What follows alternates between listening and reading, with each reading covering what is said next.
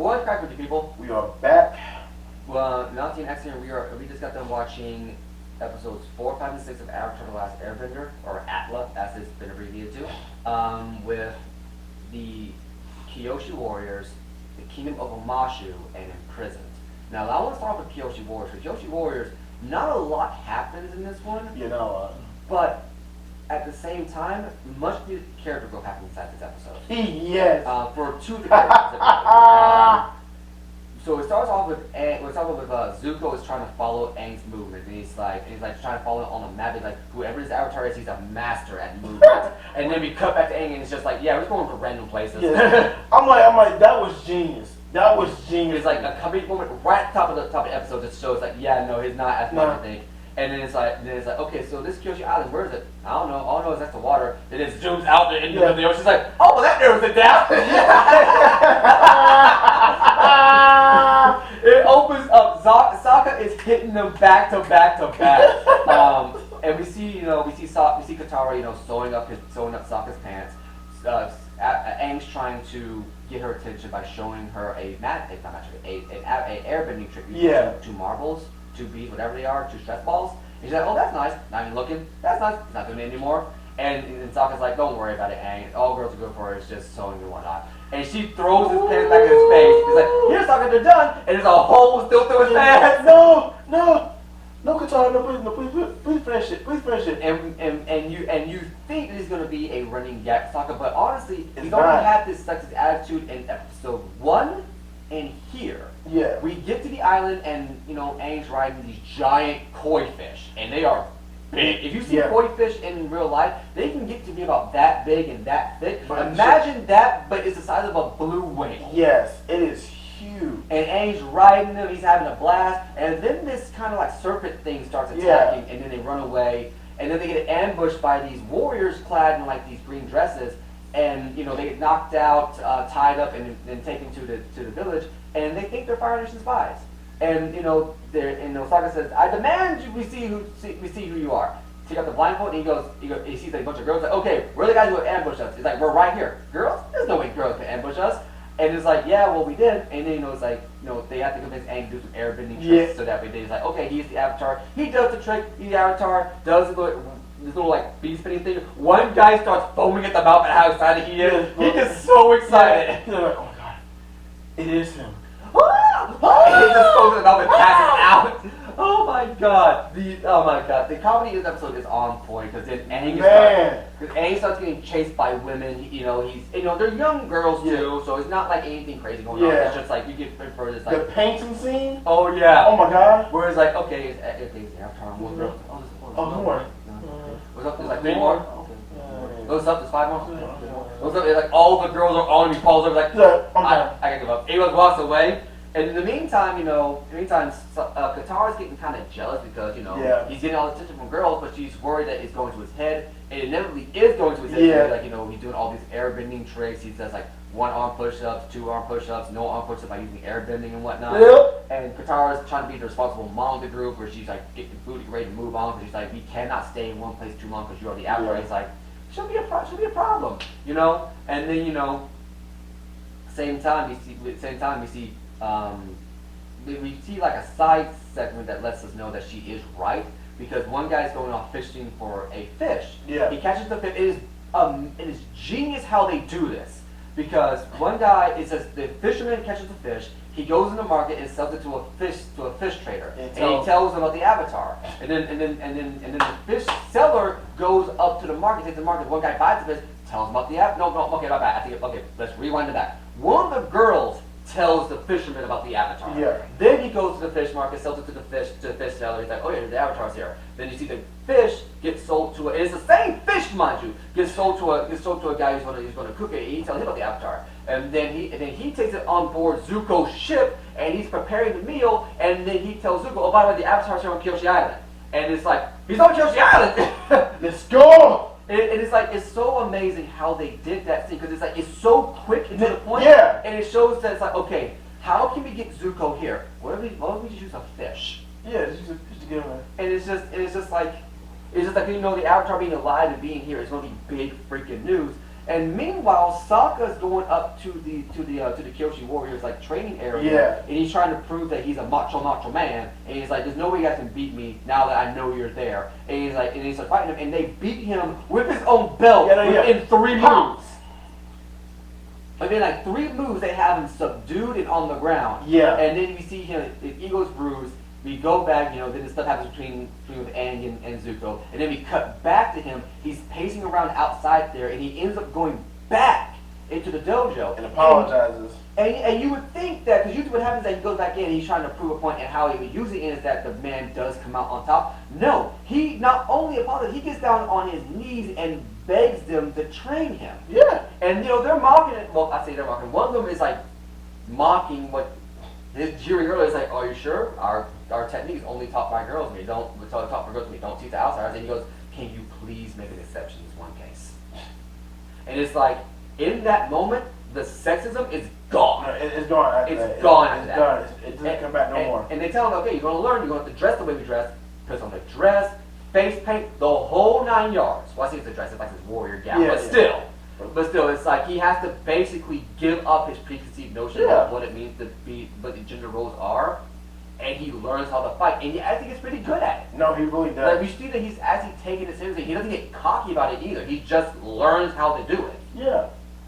And then, by the end of the episode, Aang almost gets killed because he wants to ride the Unagi, the giant serpent thing. Yeah. And he almost dies from it. Katara ends up saving his life. Actually, back up a little bit. The girls get bored because they're waiting for it to come out. They walk away, and then Katara comes up. And this is after they've had their big argument scene about how he's being immature and she's being whatever. She comes up, she actually pays him some attention. He almost dies. She bends the water out of his mouth. Which we actually see her practicing that move earlier in the episode. Yes. Which ties back in beautifully because it's not like we expect it to come back. It's just we think she's practicing water bending, but no, she actually bends water out of his lungs to save his life. Better than CPR, that's for damn certain. Yeah. And then we see that Zuko is now on the island. He's looking for the Avatar, sets fire to everything. The Kyoshi Warriors are doing their best they can, but they're getting outnumbered. Saga helps out, but he can't do much. And then Sokka and Suki have this heart-to-heart moment where he goes, "I'm sorry for not seeing you as a warrior, but only as a girl." And she goes, and this scene would never fly today. She goes, "I might be a warrior, but I am also a girl." She gives him a kiss on the cheek, and she runs off. Yeah. That scene would never fly today. No, it would never fly today. And I know why it wouldn't fly today, but I think it's sad that it wouldn't because it's like nowadays it feels like you have to be one thing or the other. But back then they said I might be one thing, but I can be another. It's just, or I can be both at the same time because she says, "Yeah, I can kick your ass, but I'm still a girl." Yeah. And there's nothing wrong with that, with having that moment in there too. There's nothing wrong with that. And it goes from there. And oh boy, Suki, I kind of give it away a little bit here, but I remember that Suki becomes one of the best written characters inside the series later on. So it's interesting to see where she starts at here.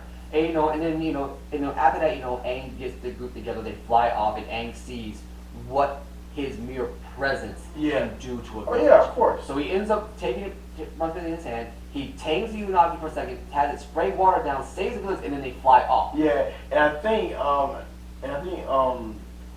the leader of that tribe, he told them like as they were flying off, "Thank you." Yeah. Thank you so much. Yeah, because he basically gave hope back and let them know that Avatar is still alive and well and capable. Yes. So it's interesting that all of that was packed into 22 minutes. And we basically resolved Aang's ego problem. Absolutely. Well, I was going to resolve the ego problem, but he definitely learned a lesson that he has to be careful about what he does. Yes. Sokka has basically dropped his sexism attitude at this point. Like from here on out, it's gone. It doesn't come back at all. We're not lying. It does not come back at all. And and it took him not only getting his ass kicked, but basically learning how to fight like a girl, essentially. Yeah. And that was it. He was good. And then after that, we move on to the next episode, which is the Kingdom of Umashu. And Aang's only there because he wants to ride the slides. Oh, I would never do that. I would never do that. I would 100% do it. I know you would. But the thing about it is, this episode we get to see how the Earth Kingdom actually operates. Yes. because earthbending is basically you can form anything out of a rock. Yes. Even perfect shapes, perfect cylinders, perfect everything. Yeah. So they basically operate on an entirely rock-based world. Yeah. Like if they can set up somewhere with rock, that's where we're gonna set up. There's like no metal there whatsoever. They are so structured and organized. It ain't even a joke. Like they have certain people like, hey, you know what? They build this, kick it, and then move on to like it's so structured. Everything is so structured and formatted well. I'm like, yo, that is one one kingdom like that. They're just so organized. Like everything's so organized. And it's just one kingdom within the Earth nation. Yeah. Another thing that I found really interesting was another thing I thought was funny was how they got in there because Aang has to disguise himself as an old man. Yo! And he plays the bit so well that one of the guys like, and when they get to the gate, one of the gate guards is like, "You call these cabbages? These cabbages suck." He knocks the cabbage cart off the edge, and the guy goes, "My cabbages!" And thus a running gag was born. It doesn't get old. Man, I remember the other time they hit his cabbage can again. He said, "My cabbage! I want them all arrested. I want them all sent to death." Something like that. I can't Off with their heads! One for a cabbage! Yeah. That's a little bit later on. Yeah. But Angus and then he runs up to the guard. The guard has like this boulder over his head. Yeah, exactly. He's like, "Okay, calm down." It's an old guy. And Aang runs up and he's like, "Hold up, you young person. You better get yourself in order before I bend over my knee and stay." He's like, "Okay, old timer, calm it down." You may come in. And he looks like Katara. He's like, "Look, you think you're a punk young girl? Make sure your grandpa doesn't get in trouble." Yeah. And then Saga walks by and is like, "Wait a minute. You think that, oh god, the jig's up. You're a strong young man. Carry your grandpa's bags." He's like, really? It's like the comedy is so on point, and it's amazing how they can keep just being funny. Yes. So consistently, but still tell a story. They can. Afterwards, they get in, they write the slides. Like I said, the incident with the cabbage guy happens again. Then they get brought to the king. Yeah. Well, before that, I should say, we also see a flashback to Aang 100 years ago, where he got the idea for writing the slides from the spring booming. Yeah, and he was crazy. Like he had this weird laugh where he snorted, and one of his eyes was half closed, but wide the fuck open. And I might be wrong, and I think his hair was orange too. His hair was orange and spiked up. Yeah. But anyway, we get to meet the king. Yeah. And he's wearing this big green robe. It's this kind of this bulky green robe that has these wide round shoulders. He is hilarious. And after they're brought before him, they go, "Yeah, these guys broke this and all this positive discourse."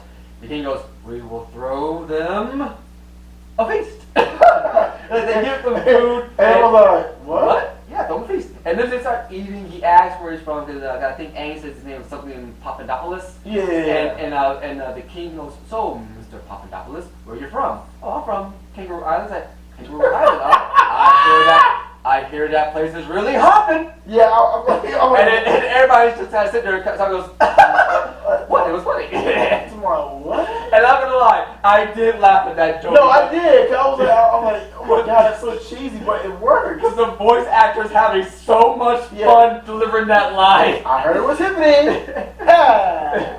Oh man. And then then he's like, "Okay, well, you're free to go." And then he throws this chicken leg at Aang, and Aang does this airbending skill. He's like, "It seems we don't have just any airbender, we have the Avatar in our midst." And Aang drops it like, "No, we don't." You will compete in 3 trials. There are 3 tests. Well, we're skipping ahead a little bit there. Oh, but after all, it's like I said, a lot happens in these episodes. A lot happens. And they're trying to back away. And he's like, "No, you can't. No, don't worry. You will go." The prince like, "Which one? The old one or the first one?" Send him to that one. That show. The one we refurbished or the that one? Send him to the refurbished show that was formerly bad. It's like they had it whole back and forth. I'm like, what? And they send him to this jail. It's like these 3 nice beds and this nice stuff. It's like not even a jail really. No, it's not. And Charles like, "You can't keep us here. Let us leave." And the kid's like, "Let us leave, you say?" And he takes a bite out of lettuce. I'm like, I see what you did there, show. then the next morning, we find Katara and Sakura are gone. Aang wants to know where they are, and Booming and the king goes, yeah, you'll say, I'll take your friends to you. I'll free them from the creeping rot that's going to create their bodies. If you compete in 3 trials. But before that, how I look? He comes in this giant purple robe. And all I can think is the Boondocks with Riley and that scene. Yes. There's a bro in a purple suit. And I remember Aang's like, what? Did my suit look good? And he's like, it's okay. Good, you passed the first test. But by the way, the rest won't be this easy. That has to be an actual test. And then we have all these tests where we have to like retrieve this key, find this dude's pet, which turns out to be the monster that's chasing him. Yeah. And the last one is a fight. And he says, okay, you can pick your opponent. He brings out these 2 guys. One is covered in knives. One is like this veiled dude, this giant golden axe. He's like, and he's like, I can pick any opponent, right? And he goes, choose wisely. And he goes, I choose you. Points to the king, and he goes, you chose very poorly. And all you hear is his bones start cracking and snapping. He stands up straight. The rope comes off, and it turns out he's like this muscle-bound dude. And I'm like, oh no. I'm like, okay. And then he starts earth bending like you wouldn't believe. It's like the way this dude earth bends is like he is just having a blast with it. Like, he does this one move like he knocks down like this shield barrier he put up, and he like does like this heel kick move, and this giant rock wave comes up and it smacks Aang with it. Man. And he's like, I'm gonna jump over this. Jump, smack. Jump, smack. And the whole thing is like once again, the fights are so energetic because the king does not want he wants to beat Aang. I think he's trying to teach him a lesson. Yeah. And Aang's trying to save his friends. He ends up fighting him to a draw because the king lifts this giant boulder over their heads. It's like I don't know. And then he ends up conceding the fight. He's like, okay, now for your last test, what is my name? And it turns out that the king is actually Aang's old friend, Boomy from 100 years ago. How this guy looked 100 years old and is that ripped, I have no clue. I don't either. And how he became king of Omashu, that's another thing I don't get. Because, man, the fool is crazy. But I think that was the point. I think Boomy was trying to teach Aang that he has to think outside the box going forward. And Boomy lets him know, you've got a lot ahead of you, man. You better be ready. And then it turns out that the rocks that the Saga and Katara were encased were just rock candy the entire time. That was too funny. That was too funny.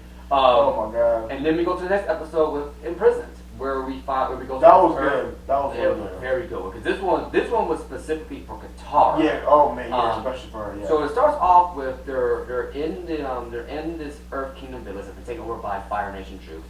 We see that this kid practicing earth bending, and he ends up running away when they see him. They end up going to the village. They find his shop, and they let spill that to his mom that he was practicing earth bending, and then we find out that every earth bender has been captured and taken to a prison. Yeah. And that it is illegal to earth bend. So they're playing on trying to act natural, and Katara's the one trying to encourage Haru is his name. Haru to earthbend because it's part of who they are, and then they end up being put in a knife and have to leave the next day. They end up going out to a quarry. Katara and Haru go out to a quarry. They find this guy trapped under the rock slide, and they're trying to save him. And Katara tells them that you have to earthbend to save him. And he ends up earthbending. He saves this guy's life, but later on that night, the guy ends up turning him over to the Fire Nation. That pissed me off. That pissed me off too. But also goes to show that it's like. You can't just do all this stuff, especially in this world, because you don't know who will do what to you. Yeah, exactly. And then they end up hatching a plan to get Katara onto the prison barge, and the plan they come up with is to have air bend into a vent to lift a rock to make it seem like Katara's earthbending. And when Katara and Sokka fake a fight, she is to say, "I'm going to earthbend." I said earthbend. Okay. Airbend. The rock goes up, and the Fire Nation troop goes, "That lemur! He's earthbending!" Really? And I'm like, "What?" And Sokka's like, "Those don't you mean the girl? Yeah, you know what? Oh, that makes more sense. And then they end up taking her and all that stuff. My She goes God. to the bar, you meet the warden here, and the warden's like this prim and proper guy. It's like here that savagery you call bending will not pass. But I like to think of an honored guest. One guy sneezes, he gets so pissed at him sneezing, you dare interrupt me? 1 week in solitary.